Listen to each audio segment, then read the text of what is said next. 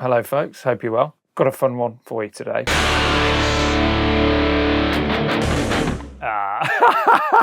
A recent anniversary has passed in my life, and last year in fact was 20 years since Peanut no strap locks, so be careful.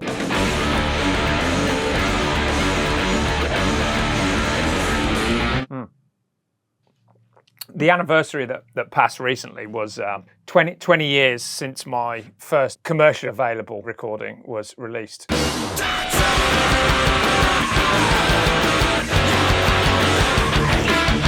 You can see there's an HMV. HMV is a music store, and you can see that I ordered my own record from HMV. So this was the first professional band, if you like, that I was in, and it's called Unsung Hero, and we were starting in the Midlands. We moved to Oxford. I'm not going to bore you with the history of that.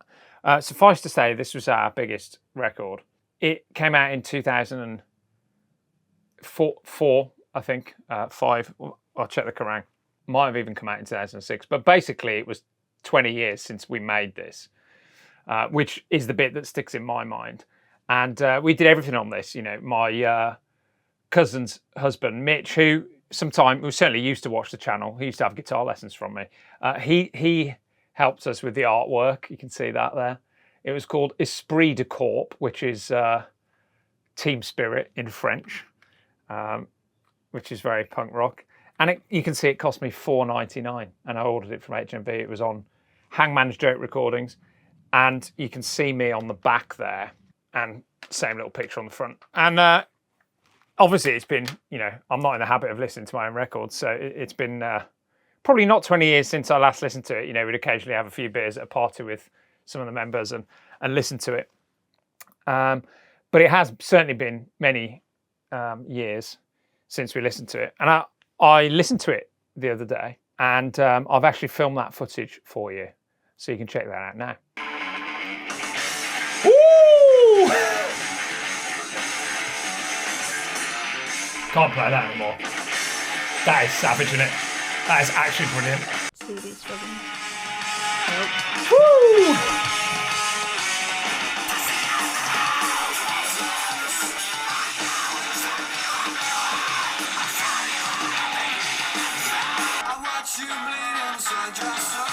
Martini, love you, mate.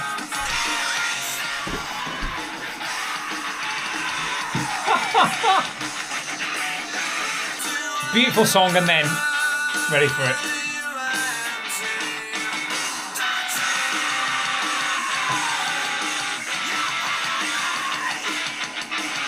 But key change. Yeah, it's like Queen. That's monkey wrench, isn't it?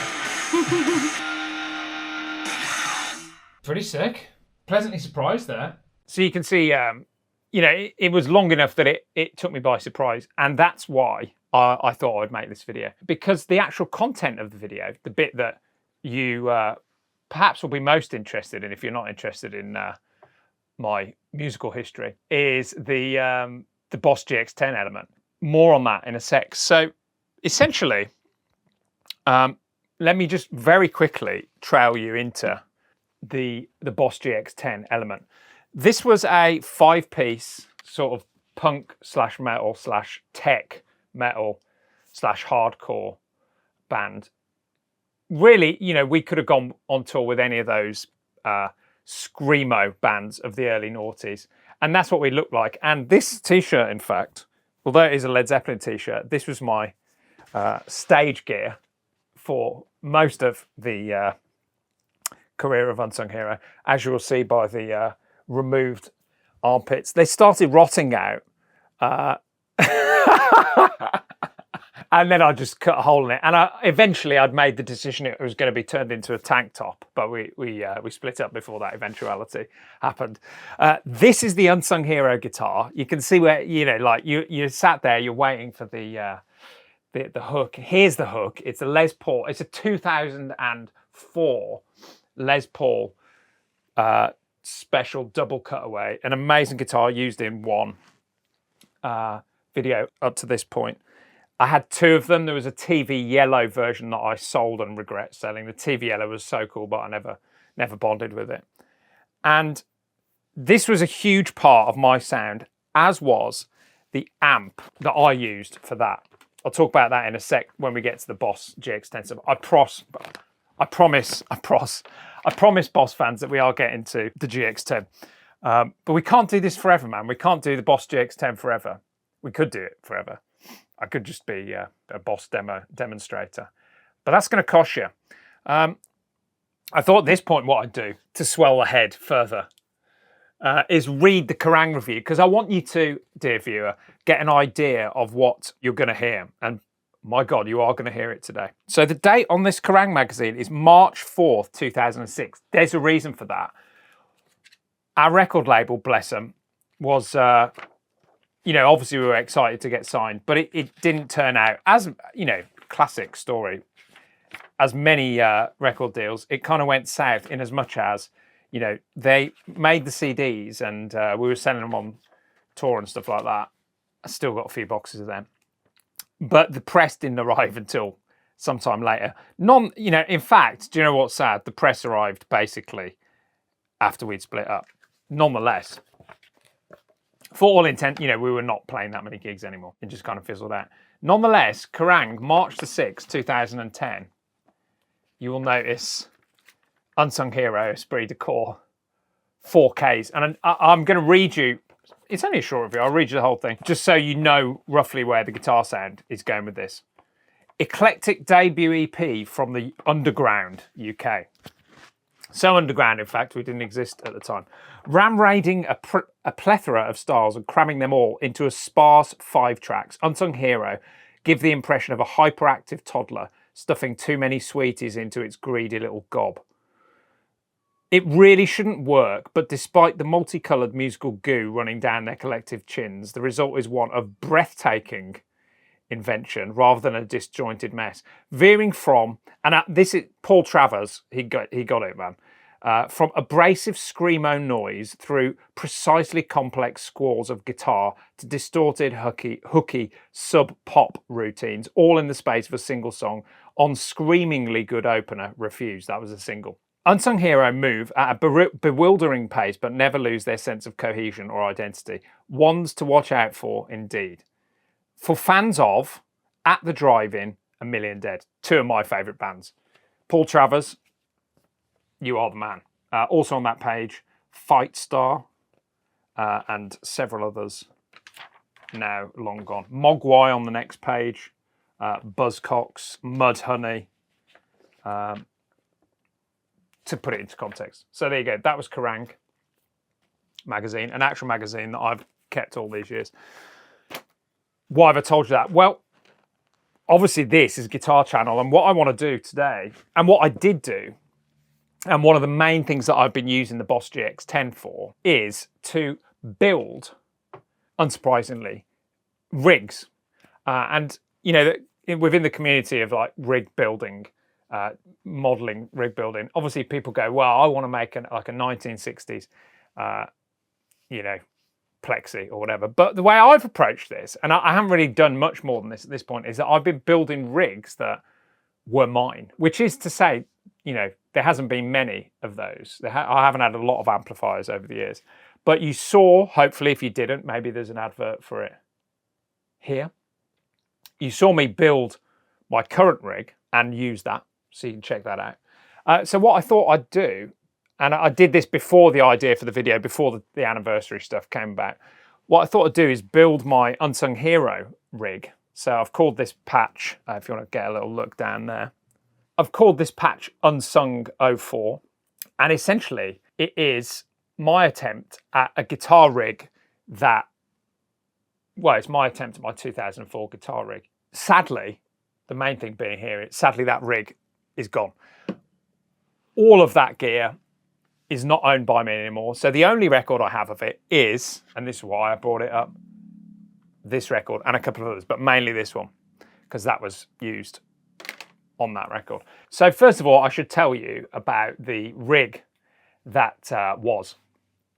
It's a rig that I sold in 2008, 9 and traded in for a Fender Twin, not the Fender Twin, but I didn't know anything about Fender Twins at that point, so I got what I got.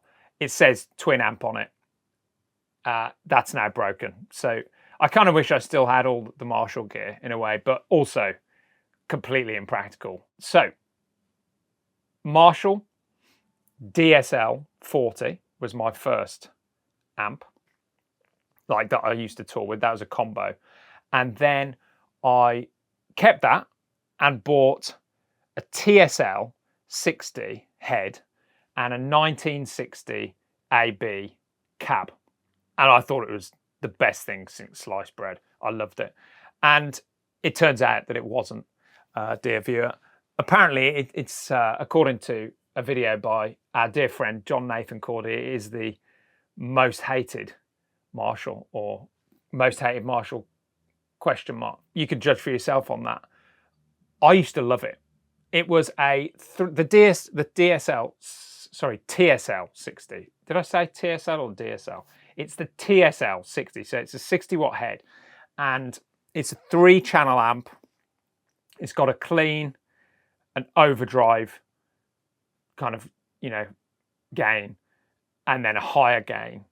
So there's 3 channels on it. And basically my rig was that, super simple. And I just love the fact that I had a Marshall stack. But first of all, let's complete the rig rundown, the 2004 rig rundown, before we get into the Boss, so that you know where I've come from. The other things on my pedal board at that point were, if you have seen this channel, seen any videos from this channel before, you know that I love the Line 6 Echo Park. That was on my board in 2006. Me and Graham, the other guitarist, we both bought these. We love these pedals. So that was there. The equalizer, the GE-7 was there. And that's it. Oh no, the Dan Electro could have been. I didn't really use tremolo back then, so that's by the by. I also had the Holy Grail reverb, one of the original ones. That is a beast, isn't it? Imagine that. And I would swap out, you saw the Dan Electro, what's that called? The Tuna Melt. I would swap out the hash brown and the pepperoni flanger or phaser, depending on how I felt. And usually, to be honest, it was the flanger, because flanger was very much a thing in 2004, 5, 6. So there's the effects. We've got a very small board. There was a tuner on it as well. And an amp that I loved, but apparently was widely regarded as not being a very good amp. And a cab. And that's it. So without further ado, let's get into the Boss GX-10 replica of that rig. So the first thing I did was to create the to remember the foot switch. So the Marshall had 3 foot switches, which again was another thing. I was like, oh, I can actually do that. My first idea was I could just have clean, gain 1, gain 2. And I could have done that if I was just doing the amplifier. But the obvious thing then is that there's no recreation of the effects that I was using at the time, which was simple, but I wanted to do that. So what I have done here, if we, first of all, you can see on here, the clean sound on that TSL was not particularly, it was fine, but it was not that special. The clean sound on this is not a Marshall, and the important thing to remember here, and this has been my experience of this guy, is that the amps on here don't necessarily tie up to the amps as I remember them. Certainly that's the case for this Marshall. So we've got a clean sound here. Let's just pop the chain on. You can see I've got a compressor, a boost, a tremolo, a flange, a vibrato. Now I have to say I have kind of poshed up the clean sound a bit. And if you watched the video with me and Lucy playing the violin, you would have heard this clean sound.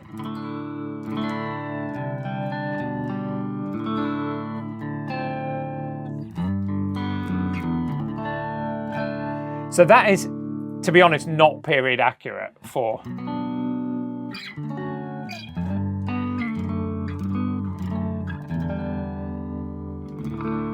That's not period accurate for 2004, but I thought I would like, you know, it's my rig, I can do what I want with it.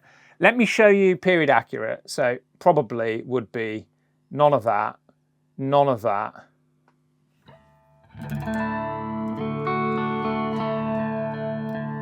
And maybe or maybe not flange.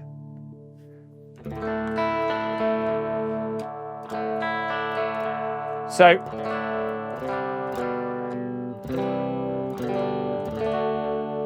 this clean sound here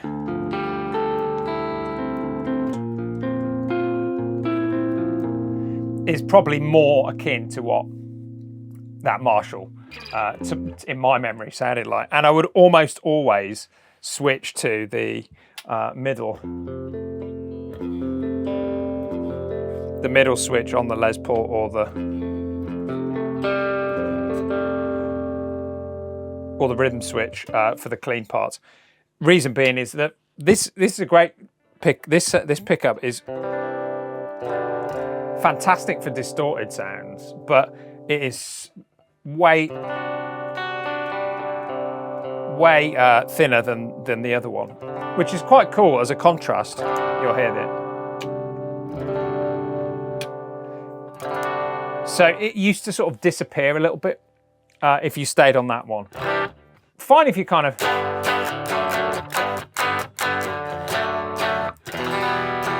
if you're hitting it a bit, but that wasn't the thing. The clean parts were usually picked. I'm always in drop D, by the way, for this band. So as every 2004 Screamo band was. So that's the clean sound, and I did say a different amp here, and the main thing is the sound, obviously, and the closest replica that I got to that TSL 60 was the JC 120. It's quite a neutral sounding clean tone, like it sounds like the guitar with a bit of character.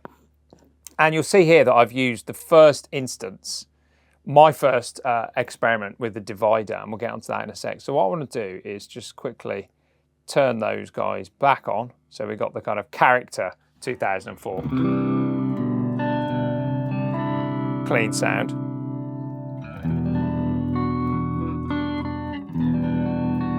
I just love the way that vibrato sounds. And the flange is a nice touch. The flange kind of dates it for me. I don't use flange anymore, but dating it sort of is the point. So it kind of has got that, to me, like that sounds, that's like an early 2000s guitar sound, clean sound. Then we hit the divider here. And the way I've got the divider set up is that this here is the channel switcher. So this is the equivalent of my first channel of gain on the Marshall foot switch. So I'll be on the bridge picker, and this is the sound that I would have used for chord stuff.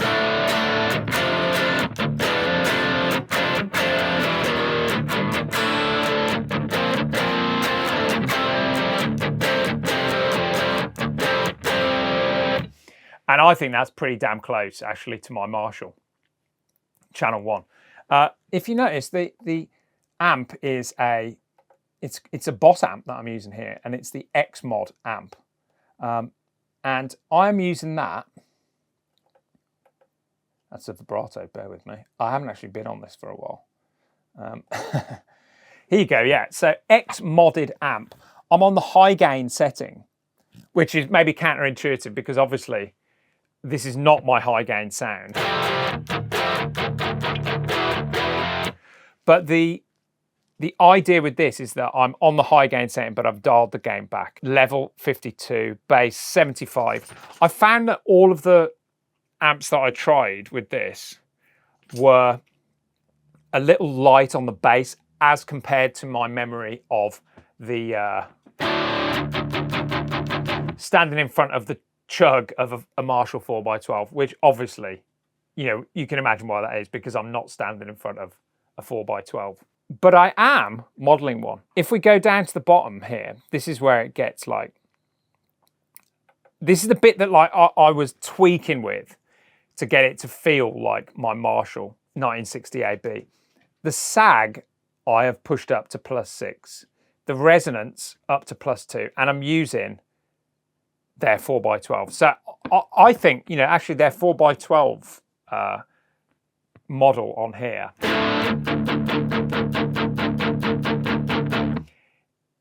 feels pretty damn good to my ears, as far as my memory.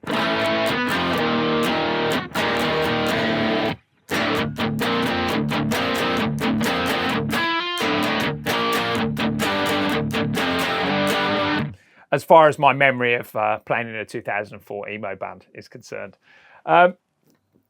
And the solo level, you will notice, is 28. Now, the solo level, I believe, is channel 2. Bear with me a sec. Let's go back into that. Yes, so let's recap. We got the clean sound, which is my 2004 plain old Marshall clean sound, which I never cared about the clean sound. It was like a total afterthought for me at that time. And then we've got channel 1, which is a different amp. So you go the JC-120, and then we go over to the X mod amp. You'll notice when I switch there, I hope you can see this, is all of my effects come on and a change in compression when I switch. So clean sound, we've got a compressor, a boost, a trem, a flange, a vibe, and the JC-120. And this is what I think is fantastic about the Boss, because you're producing the sound. This is like exactly the same to me as like if I was in the studio trying to make a copy of my 2004 guitar rig. Not sure why I'd do that. Maybe we should reform. That'd be a good reason, wouldn't it? Click over to the heavy side of things. We are on the X mod amp with a different compressor, obviously a different cab and everything. Now,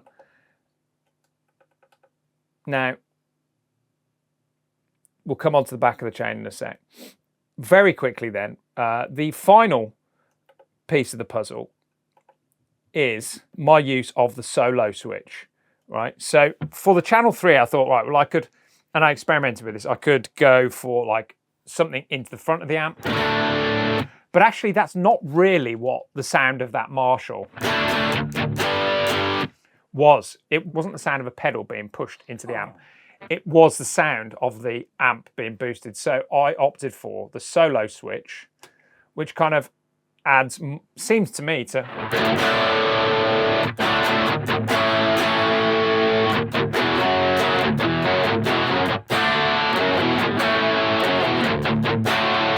which seems to me to add quite a bit more gain and level. So here you go, let me just show you that.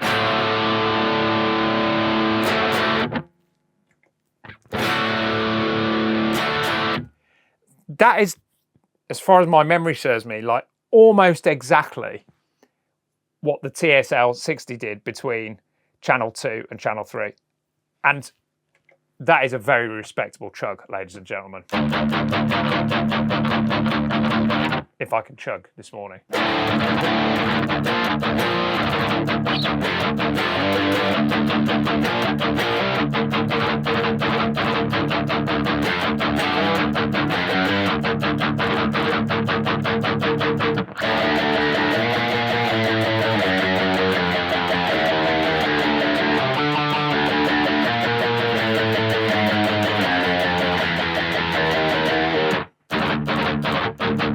All of my sort of heavy guitar inspirations, they're not like, you know, I the heavy guitarists that I like and liked then were, you know, the dudes from like Every Time I Die, Converge, Kurt Ballou. So that's the world that we're going for there.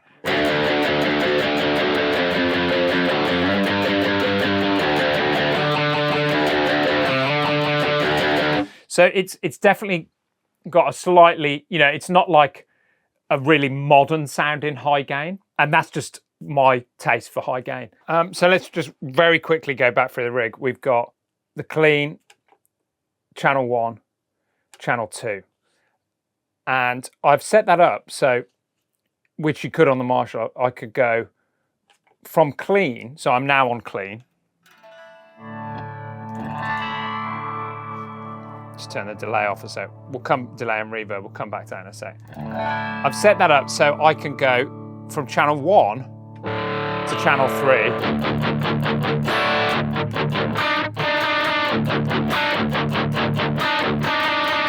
Like straight away, like I could on the Marshall. Or if I click that off, I'm now on channel 2. And I can go from channel 1 to channel 2.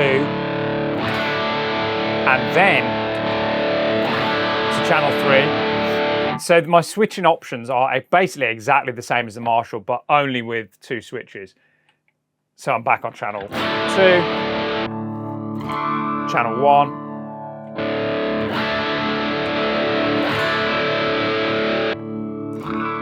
channel 1 to channel 3. One final thing then, I mentioned the Holy Grail reverb, Mark 1, I believe it is, and the Line 6 Echo Park. My use of delay and reverb back then was pedestrian at best, shall we say. Not that there's anything wrong with that. I just used to basically have one setting on each, and I would turn them on. So the hall would be about there, maybe slightly further around. Hall reverb on there, and a what was it? It was a analog delay on there. And so that's basically what I've done here. It's a mix. If we go to that real quick, you'll see at the back end here after the amplifier, and so that means I can have it with the clean or with the distortion, and you'll see it works fine with both. I've got a space echo, which I'm learning is my favorite delay on the Boss machine, and a reverb, not a hall, an ambience, but it is 6 seconds long. A 6 second long reverb is a hall in anybody's book, isn't it? So that's what you're getting with the reverb.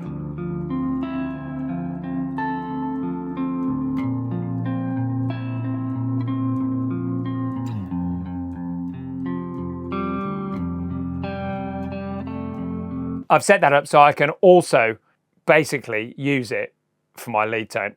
In other words, I've set it up exactly as I had it in 2004. So if I want to do kind of a...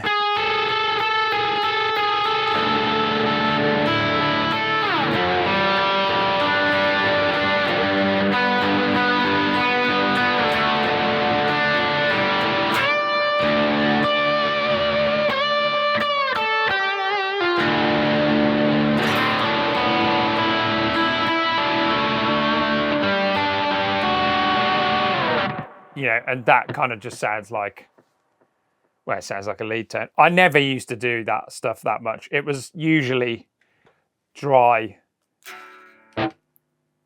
distortion, and the clean is where you'd hear a bit of that. So.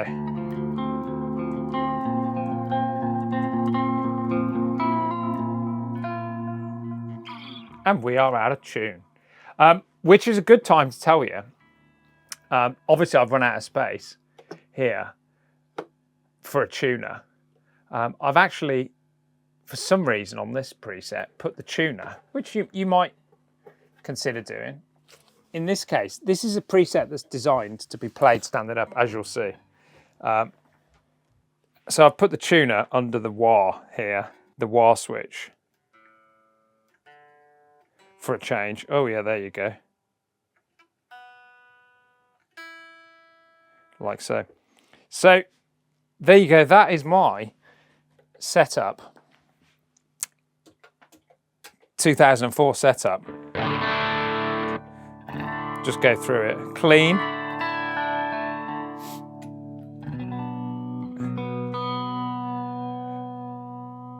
Got the clean sound. Modified to kind of be a bit posher with optional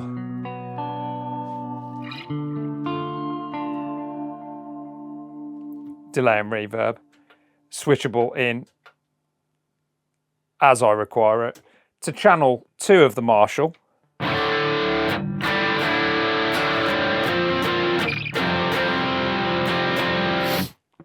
to channel 3 of the Marshall.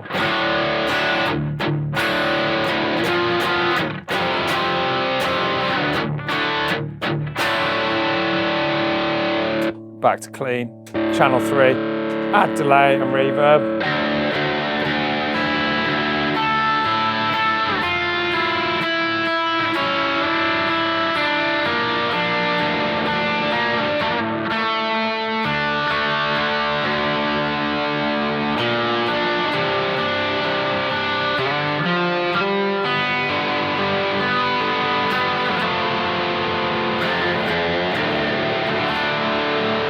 There you go.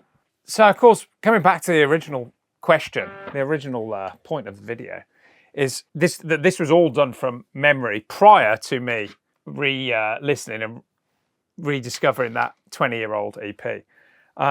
So what I thought we would do is have a little play along to some of the songs by way of a gear demo using the patches. Now, before we do that, I've already explained my sort of really quite a narrow taste in high gain sounds, or I suppose really it's more knowledge. Like my lane as far as high gain is quite narrow, and then I moved on completely quite quickly out of that world into where I am now, which is, as I said, I sold all the Marshall and bought Fender Twin, and really never played much of that stuff ever again. But I am kind of interested in it, and I've always listened to that music, and I thought it would be cool for me to sort of rediscover and reconnect with more high gain tones. So I have done something for the channel which I think you're going to enjoy. Basically, I've reconnected with my old guitar teacher, who strangely enough was teaching me guitar at this time when I started this band, and he is, I would say, as far as people that I know, and perhaps people that you know, the king of high gain. His name is Mr. Simon Lease. He has his own channel, and we've already filmed a little interview where I pick his brains, and you can meet him and he'll tell his story, and it's a great interview. What I'm hoping that he'll be up for is we'll go on a bit of a high gain journey, and I'll learn from him about contemporary high gain sounds and, of course, historical high gain sounds. The reason being is he's always lived in that world. You know, he's an amazing player and an amazing producer as far as, you know, his guitar sounds are great. And so he's agreed to help me, and I'm going to bring that to the channel. That we're going to figure out how to do that. But first you'll meet him. There's an interview, as I say, which is great. And that's coming soon to the channel. So lots to look forward to. Let's wrap it up today by doing the world's worst gear demo. I'm going to attempt something now on camera. I'm probably going to regret this. The obviously Boss GX-10 patch has been set up to play, or set up to sound like my 2004 guitar rig. And what better thing to do than to play some music from 2004? Now you're probably thinking, well, that's you know, it's your music, that's easy, isn't it? Well, the truth is I haven't really played any of this stuff for years, and we've added an extra level of peril in that Lucy over there has selected the clips that I'm going to play. So I have no idea what these clips are.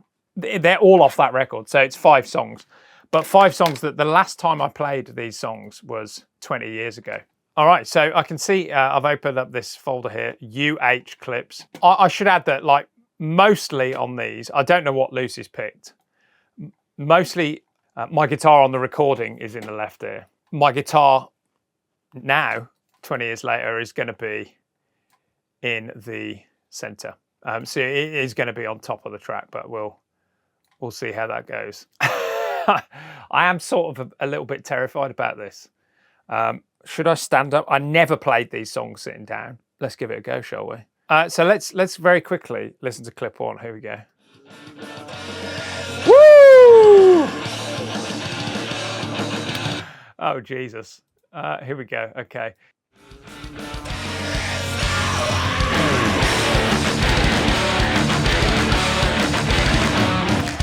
Oh. Woo!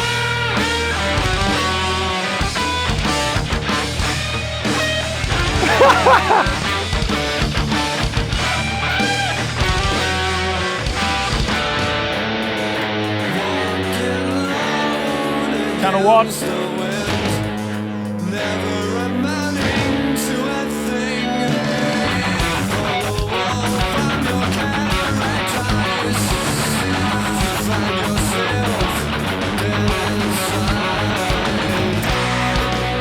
Clean.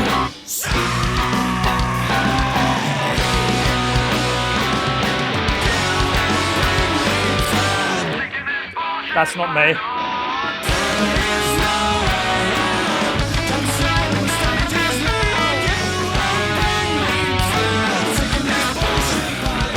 No.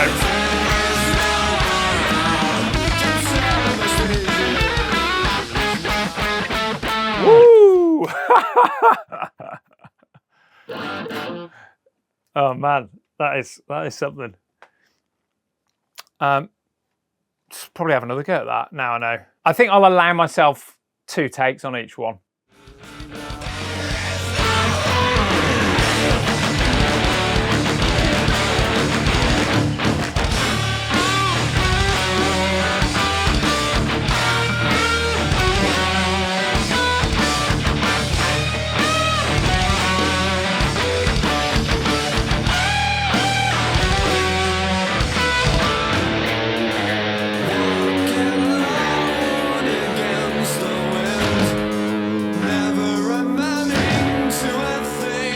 Miss that.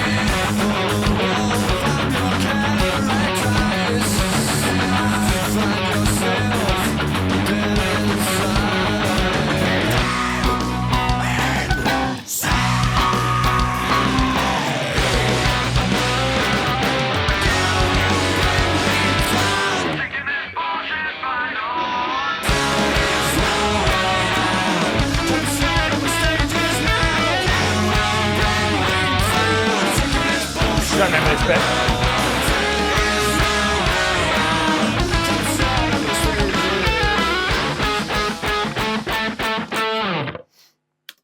Could I have a 3rd take? Okay, let's move on. 2 takes, I think that's fair. Right, here we go, number 2. So,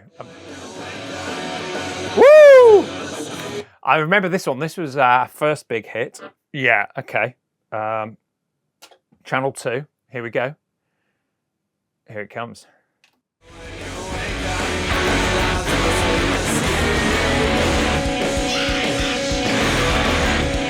Better.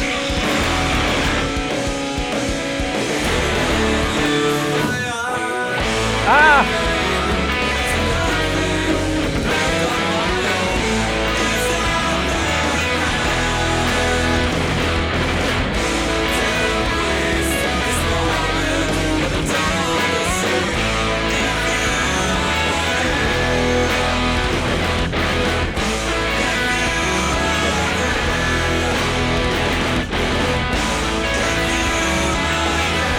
The end of the song.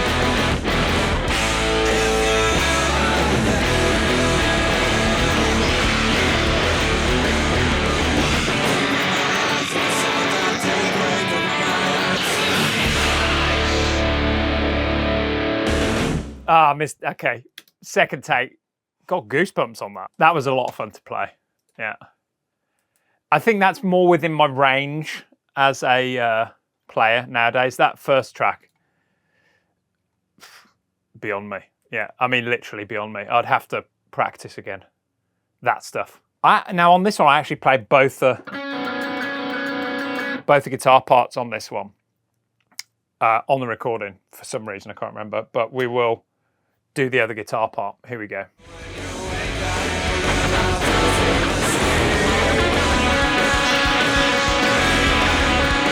Bloody hell.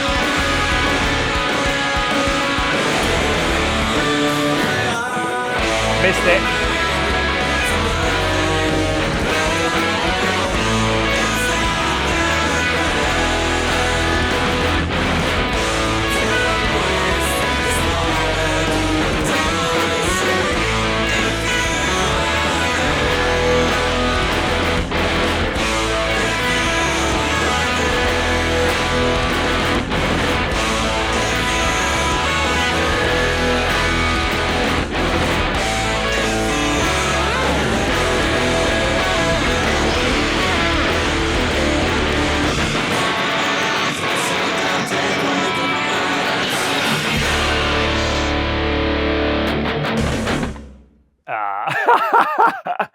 That's good fun.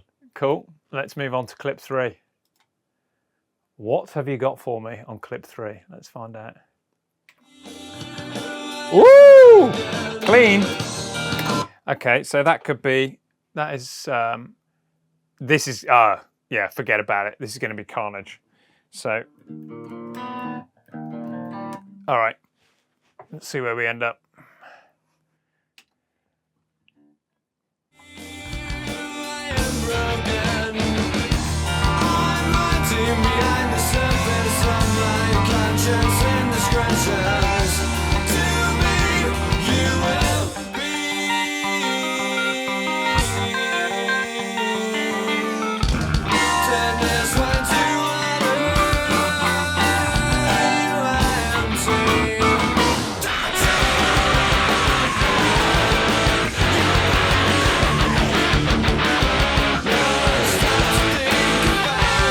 Ah!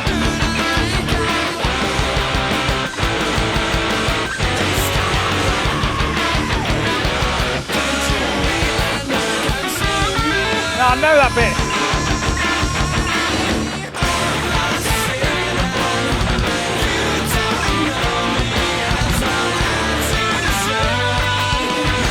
That's it. Ah!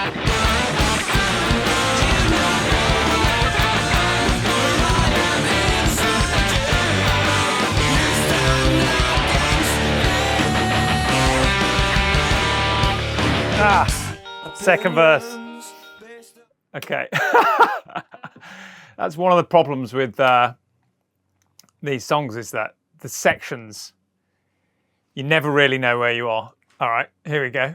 Take 2, final take. Clean sound to begin with.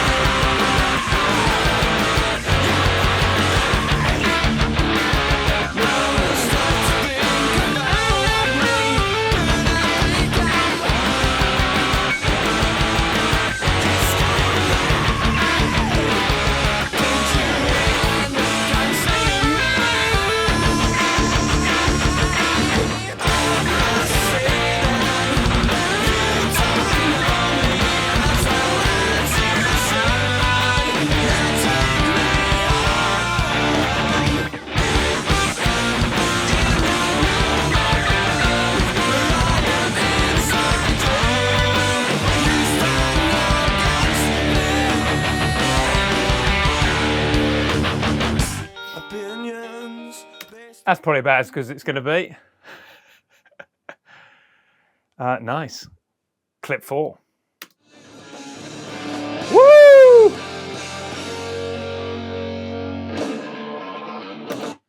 Yeah, okay. Rhythm switch, a rare use of the neck pickup on a heavy part. Here it comes.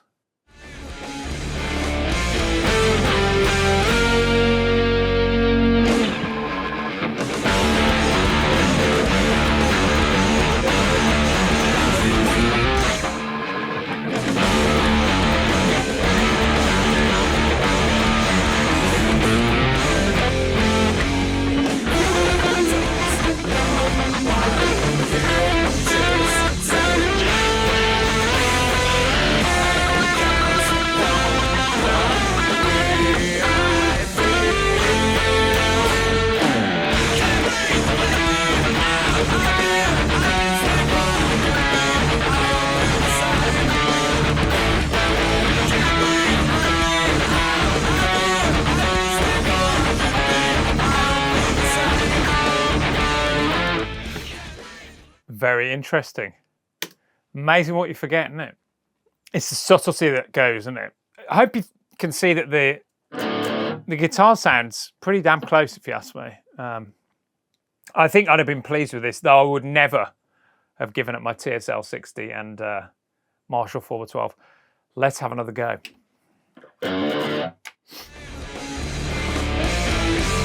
the harmonic that I'm missing, isn't it?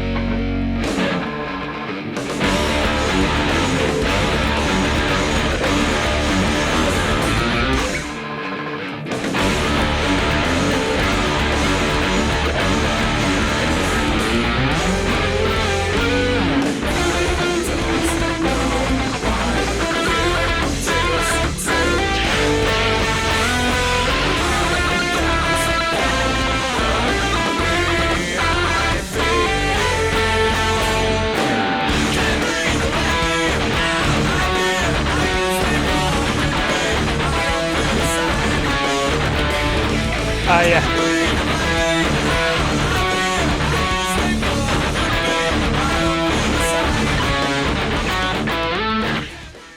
We got there in the end, didn't we? Yeah. I've no idea what the next one is. Shall we have a little? Probably guess what it is. I don't know. The last one. Let's find out. Here we go. Woo! Okay, so that is the intro of the single. I've allowed myself to find the first note. We got a nice little drum intro on here. Shout out to the boys. You're definitely not watching. Mark Nee, haven't spoke to you in a long time, Mark. I miss you, man. You're a lovely man. Hope you're well. Paul Aspridge, James Round, Graham Phillips, and me. Is that everyone? That is everyone, isn't it? Yeah. Unsung Hero, Reformation coming soon. If you do want to make us a big money offer to come back for a tour, maybe a package tour with a couple of other British bands from the early 2000s, I'm sure some of us at least would be up for that offer. Let's go. Here we go.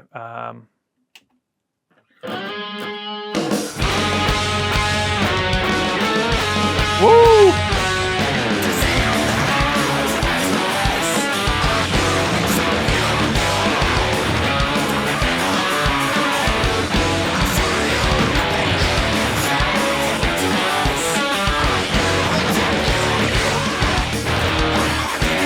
That's gone. That's me. Oh wow! It's literally the intro. That's cool. Here we go. Final take. Probably need to do a few rehearsals before the reunion tour, but don't let this put you off if you are interested. Big money booking agents. Here we go.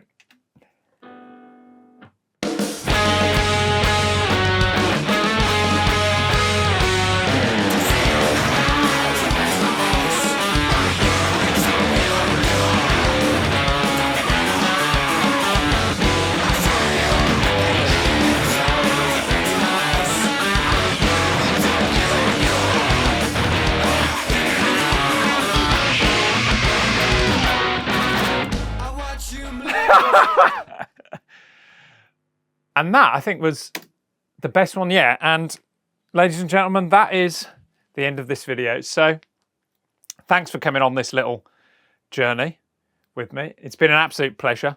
If you want a copy of this, I've still got about 40, 50 of them in the garage. Many thanks for watching. We'll see you next time.